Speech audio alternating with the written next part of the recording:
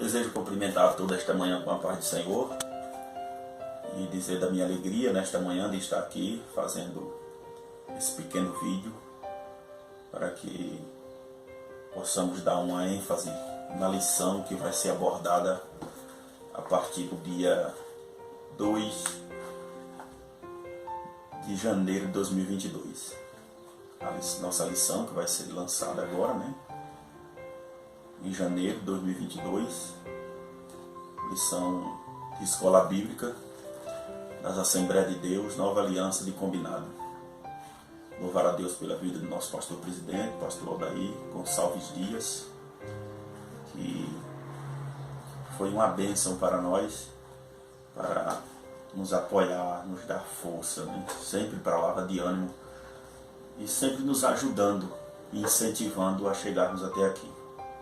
E que Deus continue abençoando e que esse trabalho possa se estender de geração a geração, se assim Jesus não voltar por esses dias. Então, o nosso objetivo aqui, o nosso foco, é apenas dar uma rápida introdução acerca desta lição. O título da lição é Evidências do Arrebatamento. Mas vamos dar uma rápida introdução a respeito da primeira aula, que vai ser abordada no dia 2, que é sinais que precederão o arrebatamento da igreja. Então, eu quero ler aqui 2 versículos da Palavra de Deus, que está no Evangelho de Jesus Cristo, segundo escreveu Mateus, o capítulo de número 24, o versículo é o 32 e o 33. Eu vou ler na versão NVI, que diz assim a Palavra do Senhor: Aprenda a lição da figueira. Quando seus ramos se renova e as suas folhas começam a brotar, vocês sabem que o verão está próximo. Assim também, quando vire todas estas coisas, sabei que ele está próximo às portas. E isso aqui é muito interessante porque nos ajuda a entender algo. E eu quero dizer para os irmãos, os ouvintes que vão acessar esse vídeo, que o crente, o cristão, ele precisa ser inteligente para entender essas coisas. Observe que Jesus, em suas palavras, ele diz que quando verdes os sinais da figueira, por exemplo, ele brotar, sabei que está próximo o verão. Então nós sabemos discernir a estação, o tempo. Isso quer dizer que somos inteligentes, somos racionais, somos seres racionais. E podemos entender e compreender os sinais dos tempos. Então Jesus disse assim: quando verdes essas coisas acontecer, essas coisas se trata dos sinais que estamos presenciando e vendo.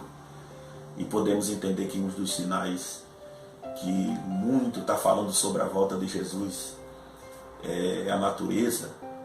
Estamos agora diante de um cenário, por exemplo, das chuvas, em que aqui, principalmente no estado da Bahia, está sendo 28 cidades, foi atingida pelas águas da chuva.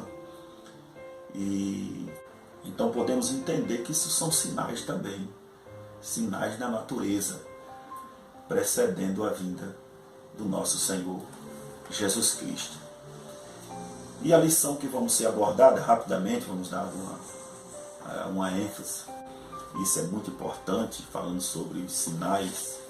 E eu coloquei aqui na introdução que há vários sinais que precederão o arrebatamento da igreja. Vários. Então, eu botei aqui na introdução, o professor que vai lecionar pode abordar cada capítulo, versículo que foi colocado aqui e dar mais uma amplitude dentro do assunto. Então há muitos, mas abordamos aqui três pontos. Como eu falei para os irmãos, nós vamos abordar aqui 3 pontos importantes. O primeiro tópico da lição aqui nós vamos falar sobre os falsos mestres. Sabemos que há muitos mais falsos mestres nos dias atuais do que nos dias de Paulo, de Pedro, que já existia falsos mestres que infiltravam no meio do povo de Deus para desvirtuar o povo da verdade. Então hoje há muito mais falsos mestres. Em que sentido? Eu sempre digo que há muito desigrejado por aí, se utilizando das redes sociais, do veículo chamado internet, para entrar dentro da sua casa, para infiltrar dentro das suas casas, e desnorteando os irmãos da verdade, com falsos ensinos, pregando heresias, para querer desvirtuar do caminho certo. Então, uma das características que os falsos mestres usam é a ilusão religiosa. É o que estamos falando aqui. Ilusão religiosa. Querendo iludir as pessoas com os falsos discursos. Então temos que tomar muito cuidado com isso. Isso está no primeiro ponto do primeiro tópico da lição. De número 1. O segundo ponto do primeiro tópico, então ele tem alguns métodos que eles vão usar. Então eles vão usar alguns métodos para querer, aquilo que estamos falando, desvirtuar os irmãos do caminho certo. Então veja só que diz o texto de 2 Pedro, capítulo 2, versículo 1, que os falsos mestres introduzem de forma dissimulada. Veja que eles vêm dissimuladamente para querer enganar os salvos, para querer tirar você do caminho certo. Então ele vem dissimuladamente. Poderíamos usar aqui uma expressão, por exemplo, lobos disfarçados de ovelha, né?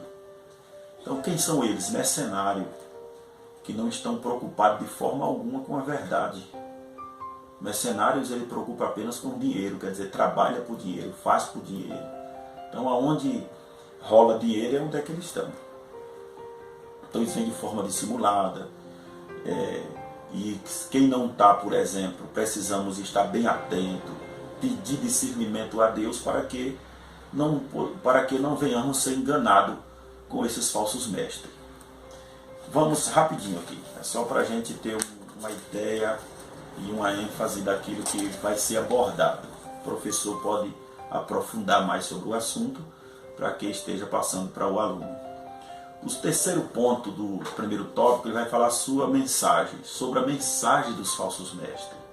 A mensagem de tais mestres contém 2 elementos principais. O primeiro, atacar a natureza divina de Cristo. Então os falsos mestres, em alguns pontos das suas mensagens, eles negam a Cristo. Eles negam a Cristo. Eu não vou mais entrar em detalhes sobre esse assunto, nós vamos para frente porque o vídeo vai ser pequeno. O segundo ponto é atacar a natureza divina da Bíblia.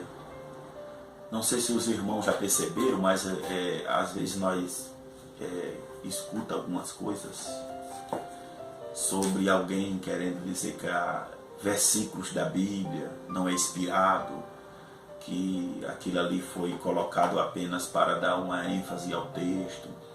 E devemos tomar muito cuidado com isso, para não pegarmos isso como base para nossas pregações e ensinamento da palavra de Deus. Isso é heresia. Então isso quer dizer, eles vão contra a natureza divina da Bíblia.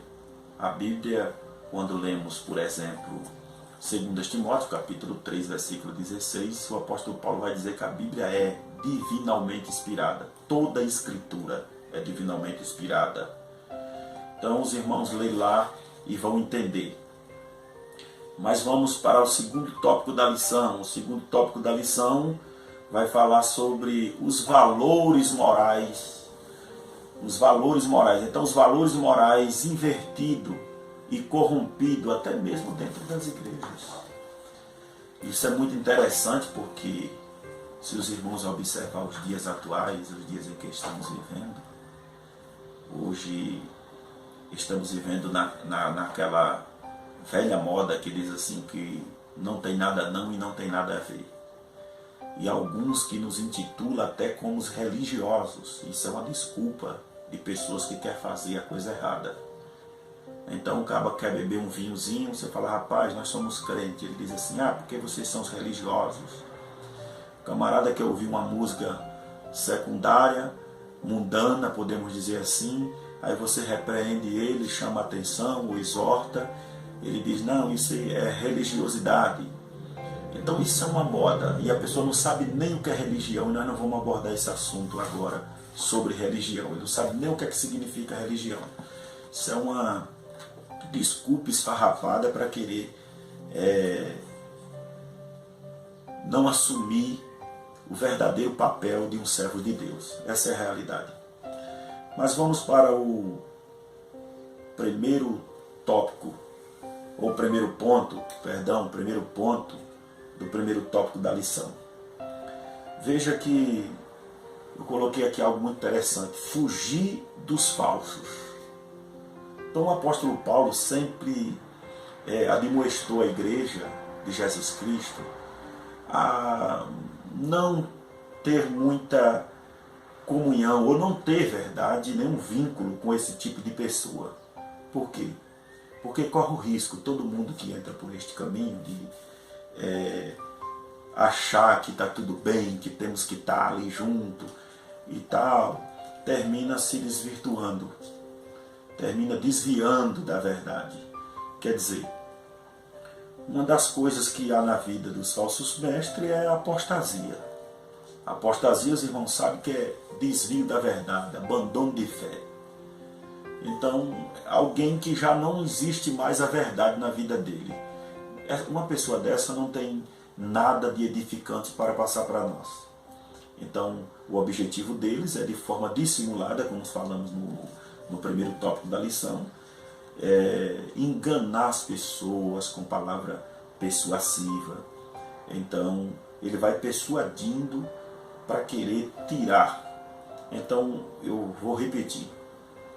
Pedimos a Deus o discernimento da palavra, o discernimento de espírito, para que não possamos ser enganados por esses falsos mestres.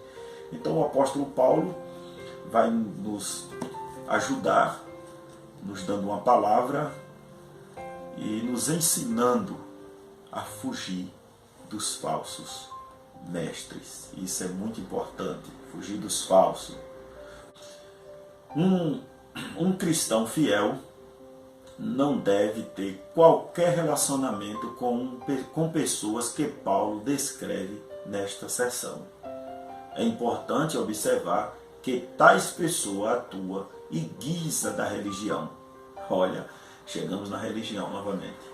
Mas aí o professor que for abordar o assunto, ele pode dar uma estudada sobre religião e descobrir verdadeiramente o que é que significa a verdadeira religião. Paulo fala sobre a verdadeira, Tiago fala sobre a verdadeira religião. Né? Fala sobre a verdadeira religião, o irmão pode estar dando uma pesquisada sobre o assunto para ensinar os alunos. Então eles guisam da religião, tendo forma de piedade, negando-lhe, entretanto, o poder. Isso é muito interessante. São religiosos, mas são rebeldes. Quer dizer, se intitula como crente, demonstra ser crente, veste como crente, muitas das vezes, tem cabelo de crente, né? Corta o cabelo como os crentes, melhor dizendo. Então, as suas características, né? Então, eles parecem crente, mas não é. Né? Parece, mas não é. Então, nós podemos, se fosse para dar um título a essas pessoas, nós intitular eles de joio, chamar de joio. Porque o joio ele é muito parecido com o trigo, parece, mas não é. E se nós fosse dar entrar um pouco aqui sobre o assunto do joio, né? Alguém diz assim, que não arranque o joio, não é isso que aquele Senhor falou para os seus súditos naquele dia. Ele disse assim, não arranque o joio, para que ao arrancar o joio venha arrancar junto o trigo. Por que ele estava falando isso? É muito interessante, porque o joio ele parece com o trigo, mas se fosse para arrancar dava para diferenciar, porque dá para diferenciar, dava para ver quem era o trigo, quem era o joio e arrancar. O problema de não arrancar o joio É porque a raiz do joio ela é parasita. Ela entranha na raiz do trigo. Então, se você for arrancar o joio, vai. Mas o dia da colheita está chegando. Fica tranquilo. Não vamos mais entrar sobre o assunto. Então, estamos indo rapidinho aqui. Só para dar uma ênfasinha no assunto. Vamos lá. Paulo nos ensina aqui, outro ponto é o segundo ponto do segundo tópico, a seguir os verdadeiros. Isso é muito importante, irmãos. A pegar como exemplo a vida de homens de Deus, que tem verdadeiramente um caráter de um homem de Deus, que anda de acordo com a palavra de Deus, que sofre pela obra de Deus, que está ali cuidando do rebanho que Deus lhe concedeu para que eu cuidasse. Então, pessoas que sofrem. Então, me lembro agora do capítulo 7 de Hebreus, o versículo de número 7, que ele nos manda imitar a fé dos tais ou dos pastores, e lembrai-vos dos vossos líderes ou dos vossos pastores, que vos ensinaram a palavra de Deus, a fé dos quais imitais. Então, esse deve ser imitado, a fé de um homem de Deus, que tem caráter verdadeiramente de um homem de Deus. Então, vamos seguir. É só para a gente ter uma noção do assunto.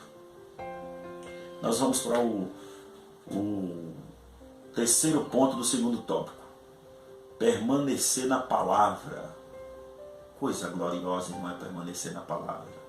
Por isso que devemos pegar como base a vida dos pastores que estão lutando para ensinar a palavra de forma correta, de forma que nos ajuda a cada dia a chegar mais perto de Deus. Então, permanecer na palavra, isso é a base, o alicerce do crente, é a palavra de Deus. A palavra, ela nos ajuda a discernir. Paulo usa a palavra como uma espada do Espírito Santo. Então, essa é a espada que devemos estar com ela desembainhada todo o tempo. O terceiro tópico da lição, nós vamos abordar aqui um assunto muito importante, e eu aconselho o professor que vai ensinar, ele prestar bastante atenção nesse último tópico e tentar trazer um despertamento para a igreja. Declínio espiritual. Então, isso é um dos sinais que nós presenciamos dentro do meio evangélico. Um declínio espiritual. Veja que na introdução tem dizendo pessoa, ou estamos vivendo como nos dias de Noé. Então tudo isso nos revela, nos mostra, porque a maior revelação é a palavra de Deus. A Bíblia nos revela que os dias está próximo, que Jesus está às portas. Jesus diz no 24 de Mateus, versículo 36, ele diz: eu não sei, nem os anjos do céu sabem, mas unicamente meu Pai saberá o dia e a hora em que o Filho do Homem há de vir. Então, eu creio que Jesus já sabe, viu, irmãos? Ele está junto do Pai, à destra do Pai. Ele sabe o dia e a hora em que há de vir, para buscar a igreja amada, um povo zeloso e de boas obras. Só que, igual eu falei no início, o crente precisa ser inteligente para entender. Havia muitos detalhes que eu poderia entrar aqui acerca de alguns sinais, principalmente nos dias atuais, que nos dá a entender que a volta de Jesus está bem próxima. Então é importante o aluno procurar entender sobre os períodos dispensacionais e trazer um entendimento à igreja acerca desse período, porque estamos na sexta dispensação, bem pertinho da sétima. Isso quer dizer que o período de Deus com os homens estão se findando com os homens na terra. Então, estamos bem pertinho. Isso já nos dá a entender melhor. Então é muito importante estudar sobre a dispensação para entendermos o tempo, entrar no tempo e na história. Mas vamos lá.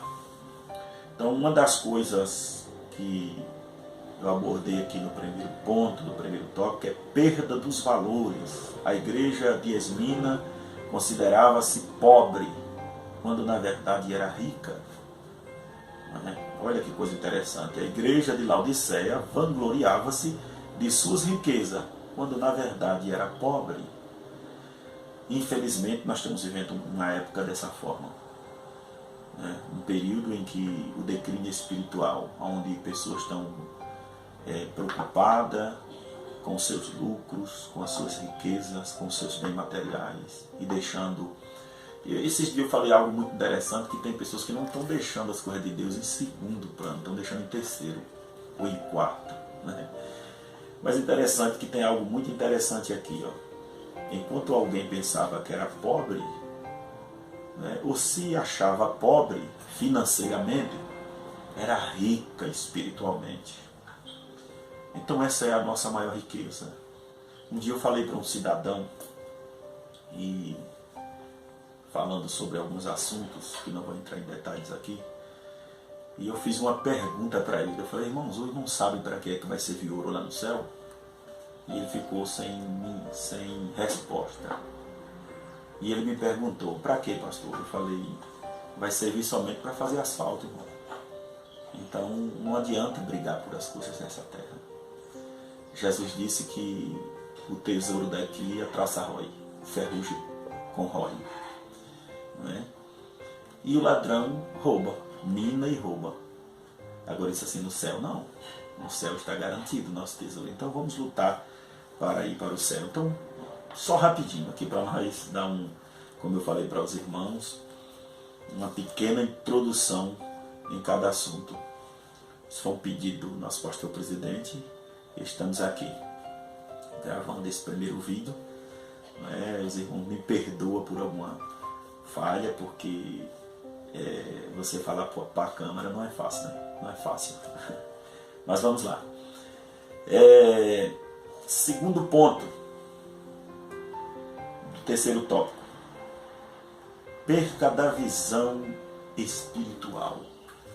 Isso é muito interessante, irmão. Devemos pedir a Deus que unja os nossos olhos com o colírio santo, porque Paulo usa algumas expressões que tem gente que ele é cego de entendimento. Então esses olhos aqui é espiritual. Nós precisamos estar com os olhos espirituais bem abertos.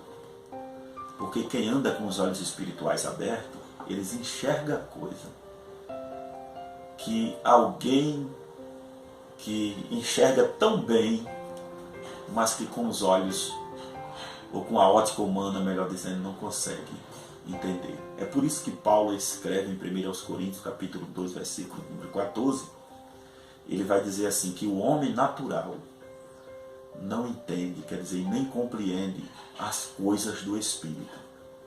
Por quê? Porque só se discernem as coisas espiritualmente. Então, por isso, podemos pedir a Deus uma visão espiritual, para enxergarmos mais longe. E ele dá, viu? Tiago 1, versículo 5, ele diz assim: quem não tem sabedoria, peça a Deus, que ele tem para dar. Depois os irmãos lêem lá e vai entender melhor. Vamos finalizar aqui rapidinho. O terceiro ponto do terceiro tópico vai dizer assim: perda das vestes. Isso é muito interessante, irmãos. Coisas que quase não é pregado em alguns lugares por aí. Louvo a Deus pela vida da nossa igreja, o ministério, pelos pastores que Deus tem levantado, pela vida do nosso pastor presidente, que tem sempre falado sobre a doutrina santa, que nos ajuda a levar para o céu. Felizmente alguns estão pregando aí que diz que as vestes não servem para nada.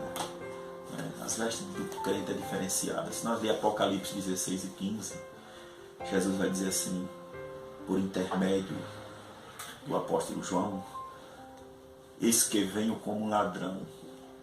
E bem-aventurado aquele que guarda as suas vestes. Para quê? Para que não mostre as suas vergonhas e também não andes nu.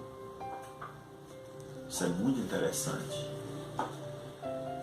Então precisamos estar bem vestido, né? Bem vestido espiritualmente falando, e também na vida física temos que estar cobrindo as nossas vergonhas para que não venhamos andar nu e praticando o pecado de lascívia. Isso é muito interessante. Então que Deus abençoe a cada um que vai ver esse vídeo. Deus continue te dando sabedoria do alto, que isso é muito importante. E quero concluir dizendo que na sala de aula, e é muito importante estudar, adquirimos conhecimento, mas sabedoria só nos pés de Jesus. Deus abençoe a todos.